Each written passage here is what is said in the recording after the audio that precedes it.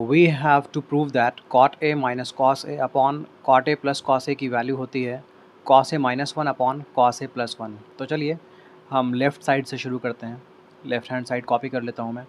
Cot A minus cos A divided by cot A plus cos A. Okay, तो सबसे पहले आपको मालूम होगा कॉट ए की वैल्यू कॉस अपॉन साइन होती है। कॉट ए की value cos A upon sine ए होती है। याद कर लो इसे। कॉट ए का मतलब cos A upon sine A. Cot A means cos A upon sine A. इसे याद रखो आप। तो मैं कॉट ए को रिप्लेस करूँगा कॉस ए अपॉन साइन से। ऐसा मैं इसलिए करने वाला हूँ क्योंकि जब यहाँ भी कॉस होगा और यहाँ भी कॉस होगा ना, तो कॉमन मिलने के चांसेस हो जाते हैं। तो शुरू करता हूँ मैं कॉट को लिखता हूँ cos A upon sine A, cos A upon sine A minus cos A divided bye, मैं इस कॉट की जगह भी लिखता हूँ cos A upon sine A plus cos ए। आपको ये तो क्लियर हो गया।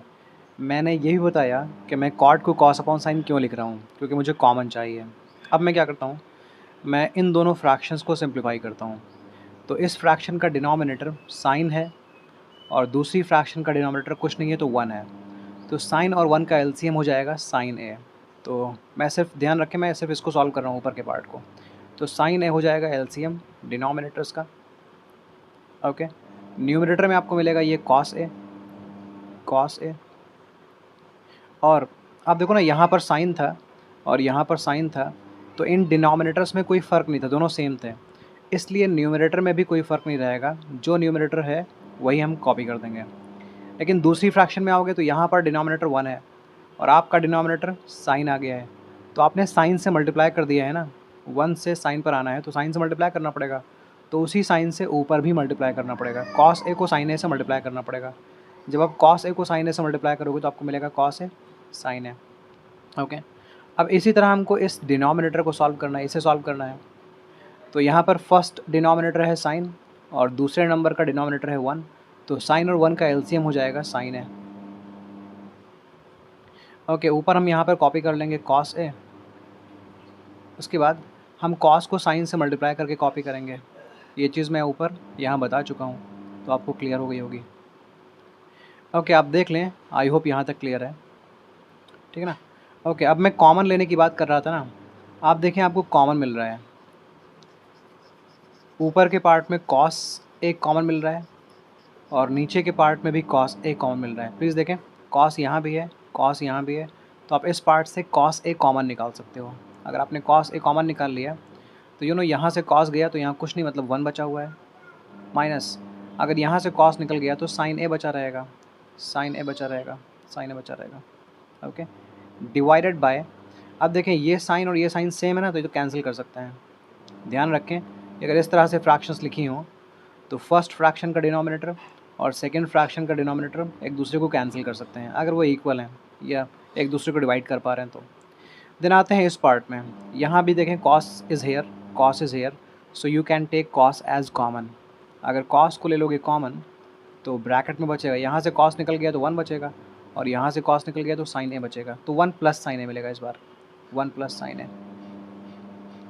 अब ये कॉस और कॉस तो कैंसिल हो गया, अब बचा है आपके पास 1 minus sine A divided by 1 plus sine A, 1 plus sine A.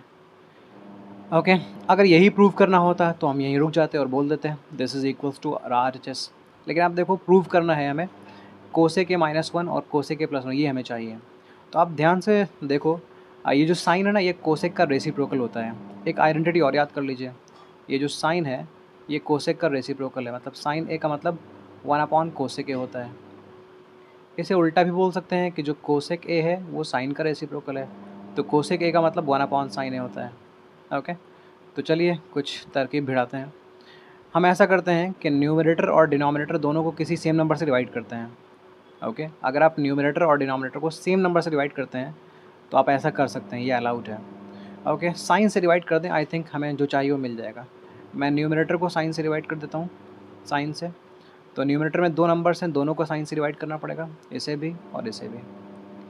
Denominator को भी इसी नंबर से डिवाइड करना पड़ेगा, मतलब फर्स्ट पार्ट को साइन ए से डिवाइड करना पड़ेगा एंड सेकंड को भी साइन से डिवाइड करना पड़ेगा।